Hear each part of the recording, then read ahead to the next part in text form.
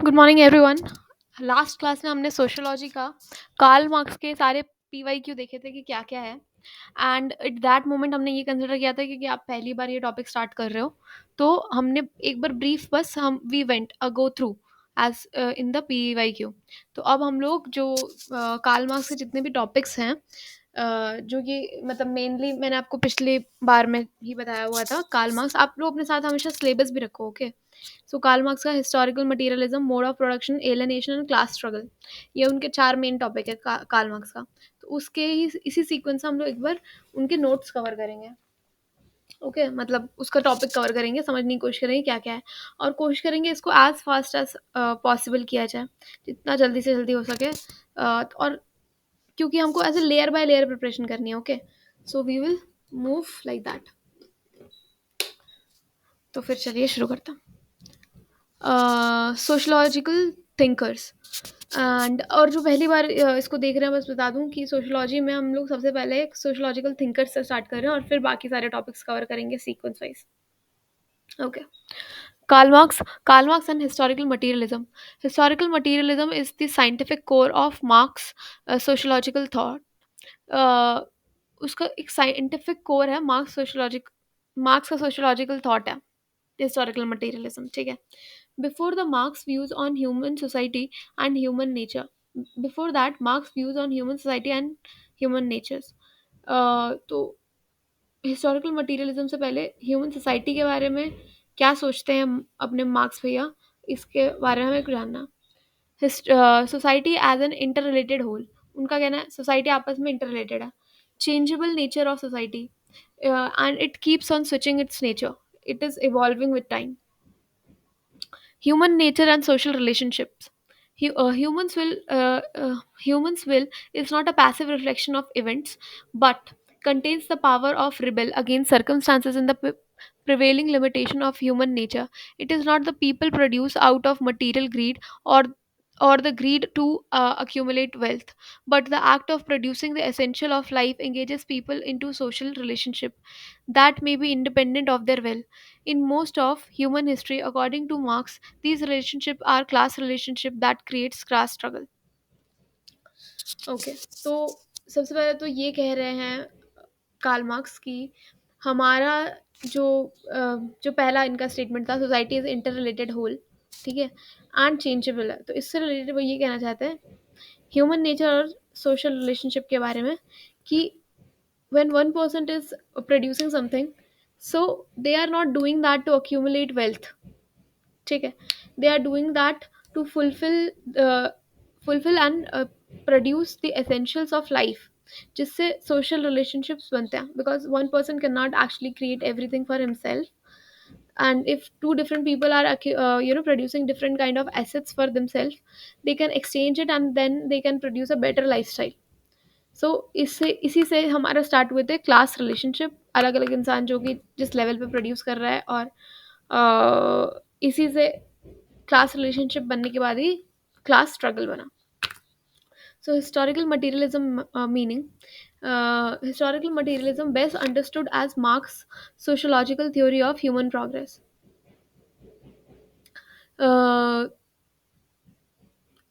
Historical materialism को ऐसे consider किया जाता है कि मार्क्स का जो sociological theory of human progress, कैसे ह्यूमन प्रोग्रेस हुआ, कैसे मतलब सोसाइटी डेवलप हुई, उसको डिफाइन करने के लिए हिस्टोरिकल मटेरियलिज्म का यूज़ किया जाता है। मटेरियल कंडीशन और economic factor affect the structure and development of society. Material condition और economic factor affect the structure and development of society.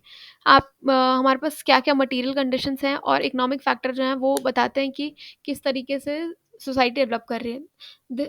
His theory is that material condition essentially comprises technological means of production and human society formed by the forces of relation of production.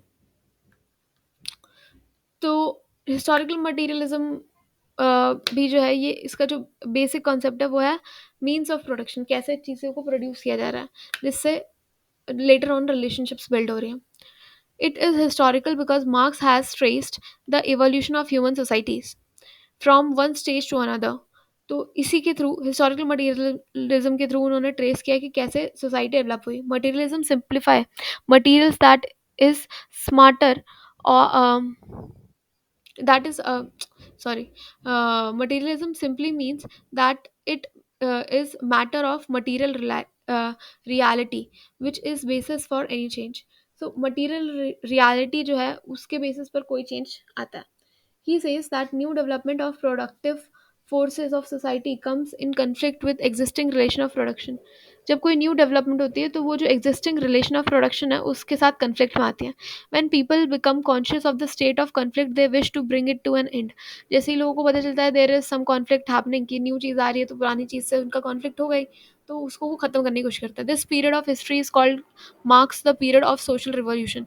इसी को Marx जो है social revolution कहता है. The revolution brings about resolution to conflict. ये revolution जो है ये उस कॉन्फ्लिक्ट को ख़त्म करता है. The earlier the earlier views of the Hegel, uh, the earlier view that of Hegel was the idea were the cause of change. अभी जो हेजल है that is also a sociologist. Okay, वो कहते हैं जो हेजल का कहना था that was the idea were the cause of change. जो आइडियाज आते हैं उसकी वजह से चेंज आता है. And Marx oppose this view and instead argued that ideas were result of objective reality. तो हेजल कहती हैं कि न्यू आइडियाज़ की वजह से चेंजेस आते हैं एंड मार्क्स इसको ऑब्जेक्ट करते हुए कहते हैं कि नहीं, ये एक ऑब्जेक्टिव रियलिटी की वजह से चेंज होता है. मतलब कोई हमारी ज़रूरत नीड्स में और प्रोडक्शन में जब कुछ चेंज आता है तो उसके बेसिस पर हमारा जो है कोई भी चेंज आता है. Like Hegel, Marx recognise that the history of mankind was simply a single and non repetitive process. Hegel और मार्क्स एक चीज़ पर अग्री करते हैं कि जो हिस्ट्री ऑफ मैनकाइंड है वो एक एक बार एक चीज़ होती है और वो नॉन रिपीटेटिव प्रोसेस है. हर टाइम पर कुछ अलग हो रहा होता है. There is always some kind of innovation added if some same situation is also happening, but with time everything change. So Marx repudiated Hegel and post-Hegelian speculative philosophy and built on Feuerbach anthropological naturalism. तो ये कुछ और एक और sociologist के बारे में कुछ उनका पर्सपेक्टिव बता रहा है कि एंथ्रोपोलॉजिकल नेचुरलिज्म पे बेस्ड है change. The motivating force in history, according to Marx, is the matter in which human beings act upon nature in order to obtain the basic survival need. तो human beings जो है ना वो इस तरीके से एक्ट करते हैं जिससे उनका बेसिक सर्वाइवल नीड्स पूरा हो जाए. और मोटिवेटिंग फोर्स उनका यही था ताकि सर्वाइवल नीड्स पूरी हो. The production of material life is the first historical act in marks view. जो पहला काम जो लोगों ने किया होगा वो होगा production of a material life. Life को आगे बढ़ाने के लिए हमें किन चीज़ों की ज़रूरत है इसी चीज़ से रिलेटेड जो है पहला काम किया गया होगा. इवन आफ्टर मीटिंग सर्वाइवल और primary needs human being remain dissatisfied. Primary needs तो हमारी पूरी हो गई सर्वाइवल के लिए, लेकिन जो ह्यूमंस थे वो डिससेटिस्फाइड ही रह गए. This is because new and secondary needs arise as soon as primary once fulfilled. तो क्योंकि ऐसा है क्योंकि प्राइमरी पूरी होने के बाद हमारे को सेकेंडरी नीड्स आ जाती हैं. Then social relations over and above individual. इसमें अब एक और फैक्टर जुड़ रहा है कि जो सोशल रिलेशंस है वो एक इंडिविजुअल से ऊपर होता है. Infrastructure and super structure. Social relation are defined in terms of material condition which he calls infrastructure. तो सोशल रिलेशंस को ना वो कह रहे हैं मटेरियल मटेरियल कंडीशंस में कि इंफ्रास्ट्रक्चर क्या है जो सोशल रिलेशन है. And forces and relation of production. क्या चीज़ जो है उसको कोई चीज़ का प्रोड्यूस कर रही है और फिर उसका उन दोनों के बीच में क्या रिलेशन है इस बारे में बात हो रही है. Now social change in terms of social classes. अब जो सोशल चेंजेस के बारे में बात करते हैं कि सोशल क्लासेस के अकॉर्डिंग क्या चेंजेस आ रहे हैं. For marks social change displays a regular pattern. Social change जो है एक रेगुलर पैटर्न के जैसा दिखाई देता है हमें. Marx construct a broad term a historical sequence of the main type of society proceeding from the simple. पहले किससे स्टार्ट होता है? सिंपल से. In differently society of primitive communism to the complexes complex class society of modern capitalism. पहले तो start हुआ था एकदम प्राइमरी और बेसिक चीज़ों से एंड धीरे धीरे वो कॉम्प्लेक्स सोसाइटी और मॉडर्न कैपिटलिज्म में टर्न आउट होने लग जाती है. पहले तो हमने अपने नीड्स के लिए किया था सब चीज़. Now it is being some secondary requirements and modern capitalism. He provides an explanation of the uh, He provides an explanation of the great historical transformation which demolish old form of society and create new one. इसी तरीके से old जो society है उसको demolish करके new one society बनने लग जाती है. Each period of contradiction between the forces of relation of production is seen by Marx as a period of revolution. जहाँ पर भी इससे कोई कॉन्फ्लिक्ट आ रहा है तो जब भी कॉन्फ्लिक्ट आता है तो उसको मार्क्स एक रिवोल्यूशन के तौर पर दिखता है. प्रिमिटिव कम्युनलिज्म से एंशियंट सोसाइटी बना. प्रिमिटिव कम्युनिज्म मतलब जो एकदम आपको बेसिक नीड की तरह चल रहा है. फिर एंशियंट सोसाइटी बना जो अपनी प्राइमरी नीड्स और एक स्टैंडर्ड ऑफ लिविंग क्रिएट करने के लिए बना. फिर फ्यूडल सोसाइटी बना. थोड़ा सा वहाँ पर अब नियम कानून भी है, अब एक तरीके से लोग जी रहे हैं. फिर कैपिटलिज्म आ गया तो अब वहाँ पर पैसे और सामान इकट्ठा करने का फैशन चल रहा है. और फिर कम्युनलिज्म आ गया जिसमें अब लोग दूसरे दूसरे दूसरे चीज़ों के बेसिस पर, रिलीजन के बेसिस पर, कास्ट क्रीड के बेसिस पर अपनी अपनी कम्युनिटी फॉर्म कर रहे हैं, या फिर रिच एंड पुअर के बेसिस पर कम्युनिटी फॉर्म कर रहे हैं. ऐसे सोसाइटी चेंज हुई. तो इसी को इन्होंने कहा है social change in terms of social classes. Then dialectical relationship between forces and relation of production. तो अब हम लोग डायलेक्टिकल रिलेशन बात करेंगे फोर्सेस और रिलेशन ऑफ प्रोडक्शन पर. In the effort to satisfy primary and secondary needs human being enter into social relationship. अपना primary और सेकेंडरी नीड्स को खत्म करने के लिए लोग सोशल रिलेशनशिप में घुसते हैं with each other. As material life becomes more complex, social relationship to undergo a change. जैसे ही material life बदलता है social relationship भी बदलती है. It is an economic infrastructure that shapes or molds the rest of the society. Economic infrastructure जो है ना हमारी society को shape और mold करता है. It is the particular mode of production from which emanate the relation of production on which the whole cultural superstructure rest. तो इसी को जब मतलब जिस मटेरियल इंफ्रास्ट्रक्चर इकोनॉमिक इंफ्रास्ट्रक्चर बदल रहा है इसी को वो कह रहे हैं कि इसी के बेसिस पे इंसान अपना सोसाइटी और कल्चर बदलता है, जिससे कि कल्चरल सुपर स्ट्रक्चर रेस्ट कहा जा रहा है. In a set of people some people are economic infrastructure के अकॉर्डिंग डिवाइड होकर उसको कल्चरल सुपर स्ट्रक्चर रेस्ट बना देते हैं उसके ऊपर. So now law polity. इसका मतलब आप समझिए इससे पहले जब बोला गया था infrastructure and super structure of society, तो इंफ्रास्ट्रक्चर क्या हुआ, एक दूसरे के बीच में जो भी रिलेशन है हर दो लोग के बीच में, या फिर हर हर हाँ हर दो लोग के बीच में जो भी रिलेशन है उसका इंफ्रास्ट्रक्चर कहा जा रहा है. लेकिन उसके बाद जो इकोनॉमिक इंफ्रास्ट्रक्चर जिस तरीके से डिवाइड हो रहा है कि कुछ लोग रिच हैं कुछ लोग पुअर हैं, उसकी वजह से इस पर कल्चरल सुपर स्ट्रक्चर आ जाता है उसके ऊपर. Now, law, polity, cultural formation, and so on cannot be separate from the economic basis in which they are embedded. तो इकोनॉमिक बेसिस पर ही जुड़ा हुआ है लॉज भी, पॉलिटी भी और कल्चरल फॉर्मेशन भी. इसे हम अलग अलग नहीं देख सकते कि इकोनॉमी अलग पार्ट हो गई और उनका लॉ पॉलिटी एंड कल्चर अलग पार्ट हो गया. It is a very important methodological contribution. Marx stresses on the study of human societies as whole or system in which social groups, institutions, beliefs and doctrines are interrelated. इसी को जो है marks बहुत ही important बता रहे हैं कि इन्हीं चीज़ों के बेस पे सोशल ग्रुप्स बनते हैं, इंस्टीट्यूशंस बनती हैं, बिलीफ्स बनती हैं, डॉक्ट्राइंस बनती हैं जो कि एक दूसरे से जुड़े हुए हैं. They can not be studied in isolation. ये सब अकेले अकेले नहीं पढ़ी जा सकती. Rather they should be studied in the interrelation. इनको एक साथ पढ़ना चाहिए, इनको अकेले अकेले हम लोग नहीं देख सकता. Historical materialism is not economic determinism. Marx recognizes that without culture there can be no production possible. Culture के बिना तो प्रोडक्शन पॉसिबल है ही नहीं, क्योंकि कल्चर डिफाइन करता है कि लोगों की नीड किस तरीके से बदल रही है. If not primary but secondary needs जो है डिफाइन कर देता है कि किस तरीके से प्रोडक्शन क्या चीज़ का हो रहा है. For him mode of production include social relation of production which are relation of denomination and subordination, domination and subordination. तो वो कह रहे हैं कि जब भी कोई प्रोडक्शन होता है तो उसमें कोई डोमिनेट कर रहा होता है, कोई सबऑर्डिनेट कर रहा होता है. Into which men and women are born and involuntarily enters. इसके अंदर जो है हर इंसान जो है एंटर कर देता है चाहे उसकी मर्जी हो या ना हो. Class is a category that describes people in relation over time.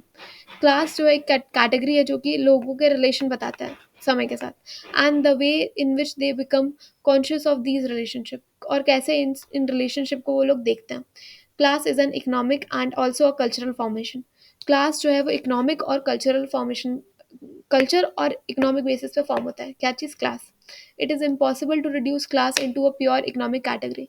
सिर्फ इकोनॉमिक कैटेगरी नहीं बोली जाती, इसमें कल्चरल का एस्पेक्ट भी जुड़ा हुआ है।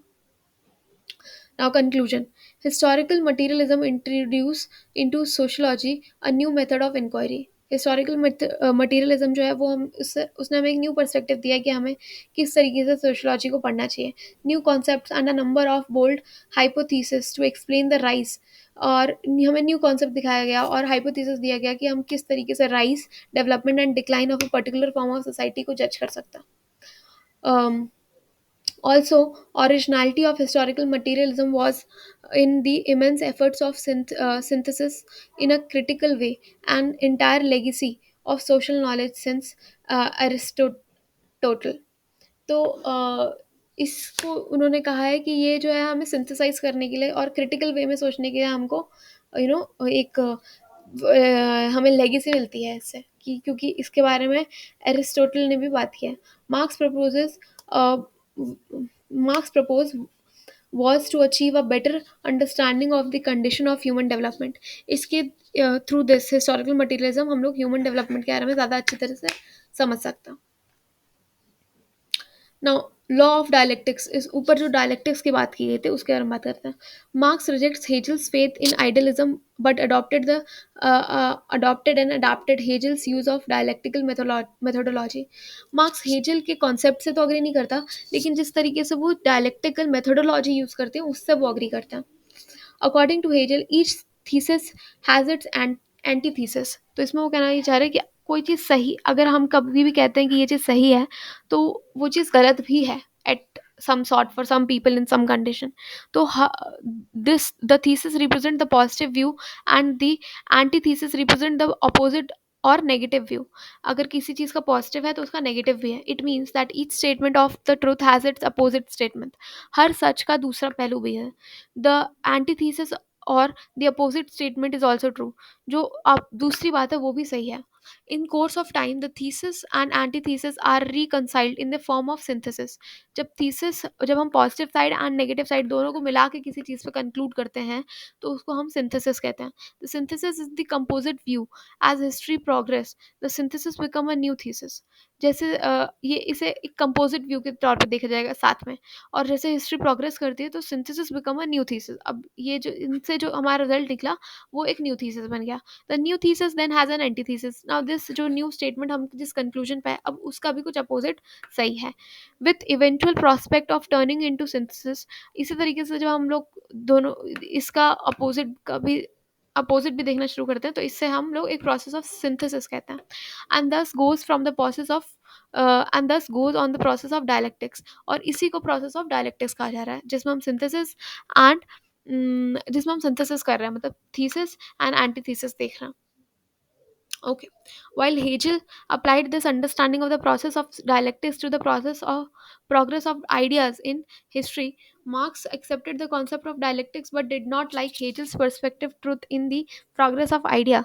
इसका मतलब ये है कि ये जो डायलेक्टिक्स का जिस तरीके से डायलेक्टिकल प्रोसेस में आप हेजल सोचती हैं उनसे मार्क्स अग्री करते हैं, बट वो इस बात से अग्री नहीं करते हैं कि जो आइडियाज़ के बेसिस पर सिर्फ हेजल डिसाइड कर रही हैं कि इस तरीके से इवोल्यूशन हुआ है, उस पर वो अग्री नहीं करते हैं। He said that matter is a realm of truth and tried to reach the truth via materialism. जो मैटर है वही असली में सच है। जो भी चीज़ हमें एक्चुअली में हमें हमारे पास है वो विच एग्जिस्ट, मैटर जो है वही सच है, और उसी के बेसिस पे मटीरियलिज्म ही हमें किसी भी टाइप के इवोल्यूशन के बारे में पता लगाने में हमें हेल्प कर सकता है। This is why Marx theory is known as historical materialism while Hegel system is called dialectical idealism. इसीलिए मार्क्स की थ्योरी को हिस्टोरिकल मटीरियलिज्म कहा जा रहा है कि उन्होंने हिस्ट्री के बारे में पता लगाया मटीरियलिज्म के through, while Hegel system is called dialectical idealism. Hegel's के जो थ्योरी है उसको डायलेक्टिकल आइडियलिज्म इसलिए कहा जा रहा है क्योंकि वो आइडियाज़ का पॉजिटिव एंड नेगेटिव मैच करने के अकॉर्डिंग हिस्ट्री को डिफाइन करना चाह रहे हैं। In brief we can say Marx theory of historical materialism state that all objects whether living और inanimate are subject to continuous change. हर चीज़ बदलती है और हर चीज़ मैटर पर डिपेंड करती है, चाहे वो लिविंग हो या फिर वो नॉन लिविंग हो. The rate of this change is determined by the laws of dialectics. अब कितनी तेजी से ये सोसाइटी बदल रही है, कितनी तेजी से सामान बदल रहा है, ये डिफाइन करता है, ये हम पता लगा सकते हैं through dialectics. In other words there are forces which brings about the change. कुछ फोर्सेज हैं जो कि चेंज लेके आते हैं. You can call it a stage of antithesis. इसे हम एंटीथीसिस भी कह सकते हैं, जहाँ पर हम लोग कुछ चेंज आ रहा होता है, क्योंकि पहले से जो चला आ रहा है उसको हम थीसिस मतलब सही मान रहे हैं. Now when a change is coming उसको हम एंटीथेसिस मान रहे हैं. The actual nature of change that is the stage of synthesis will be according to Marx determines that interaction of these two type of forces. So synthesis को ही कहा जा रहा है कि जब two type of forces जो है वो interact करते हैं तो उसको synthesis कहा जाता है. Now social reality and consciousness. For Marx, reality is not determined by human consciousness. तो रियलिटी जो है वो ह्यूमन कॉन्शियसनेस से नहीं डिफाइन होती है. According to him social reality determines human consciousness. तो ये मार्क्स कहते हैं कि reality is not determined by human consciousness. तो ह्यूमन कॉन्शियसनेस नहीं पता लगा रहा कि रियलिटी क्या है, बल्कि रियलिटी बताती, जो आपकी रियलिटी है वो आपका ह्यूमन कॉन्शियसनेस डेवलप कर रही है कि ओके ये बात है. The result in an overall conception of the way of human thinking that must be explained in terms of social relation of which they are part. अब वो जिस टाइप के सोशल रिलेशन और मैटर्स उनके पास हैं अवेलेबल, उसके according उनको चीज़ें रियलाइज होती हैं. So this was for historical materialism. अभी हम लोग पहले टॉपिक बाय टॉपिक नोट्स बनाते हुए चलेंगे, तो पहले इसके हम सारे पार्ट्स कवर कर लेते हैं. एक बार फिर से पी वाई क्यू देखेंगे और इनमें से कौन कौन से टॉपिक्स वॉज बीइंग कवर्ड वो देखेंगे. एंड और अगर आपको ऐसा नहीं करना तो आप बाद में नेक्स्ट नेक्स्ट वीडियो पे क्लिक करिए नेक्स्ट टॉपिक के लिए, और मार्क्स मोड ऑफ प्रोडक्शन.